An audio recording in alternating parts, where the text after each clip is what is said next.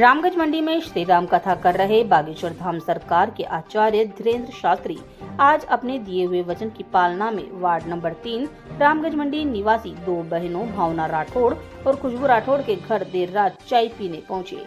एक दिन पहले शनिवार को इन दोनों बहनों ने कथा के दौरान अपना भाई बनाने की इच्छा प्रकट करते हुए राखी बांधी थी और राखी बांधने के बाद अपने भाई आचार्य धीरेन्द्र शास्त्री से निवेदन किया कि वह उनके घर चाय पीने आए। आचार्य धीरेन्द्र शास्त्री ने भी अपनी बहन को दिया वचन वह बस 3 दिन यहाँ रामगंज मंडी में है और उसके घर चाय पीने जरूर आएंगे।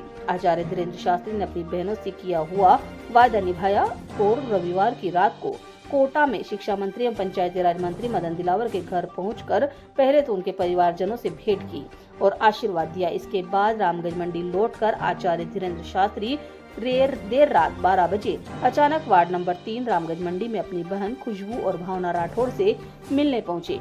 विश्वविख्यात भारत के चोटी के संत जिन्हें सुनने के लिए रामगंज मंडी में कथा स्थल पर लाखों की संख्या में भीड़ उमड़ रही है, उस महान और पूजनीय संत को अपनी कुटिया में पाकर भावना और खुशबू राठौड़ की खुशी का ठिकाना नहीं रहा। दोनों बहनों की आंखों से खुशियों के मोती छलक पड़े।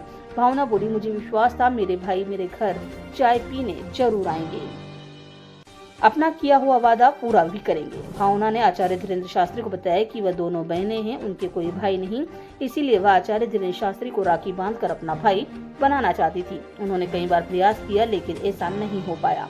रामगंज मंडी में जब कथा करना आचार्य श्री पहुंचे तो दोनों बहनों ने ठान ली कि अब वह अपनी इच्छा पूरी करके रहेंगी और हुआ भी ऐसा ही। आखिरकार वह आचार्य धीरेन्द्र शास्त्री को अपना भाई बनाने और घर पर बुलाकर चाय पिलाने में सफल रही। दोनों बहनों के पिता लालचंद राठौड़ और माता हेमलता राठौड़ ने आचार्य को बताया कि यह अक्सर उनसे ऐसी बातें किया करती थी, परंतु उनको विश्वास नहीं होता था। कई बार बेटी को समझाया भी, यह संभव नहीं, आचार्य धीरेन्द्र शास्त्री कभी किसी के घर चाय पीने नहीं आएंगे। लेकिन बागेश्वर धाम सरकार का आशीर्वाद है कि बेटियों का सपना पूरा हुआ और आज स्वयं आप भगवान के रूप में उनके हमारे घर पधारे हैं।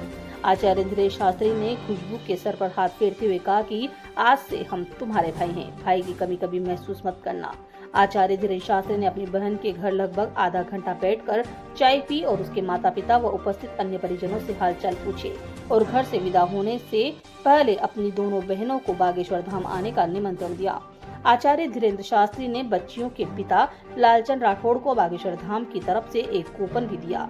आचार्य धीरेन्द्र शास्त्री के साथ शिक्षा एवं पंचायती राज मंत्री मदन दिलावर उपस्थित रहे।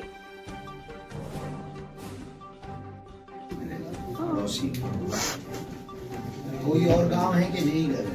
गाँव है सब बात डाकिया पोस्टमैन डाकिया मंत्री ढाकिया ये मुझे बहुत दंड देते हैं, इनकी बुद्धि सुधारो। बहुत दंड देने वाले लड़ते दोनों, आप बात काहे लड़ते हो? आप जानो तो इस बात को कि मेरे मन में कोई भी पाप नहीं है, इनको सुधारो आप। मैं जीवन में ये दोनों बहुत टेंशन में थी, ये दोनों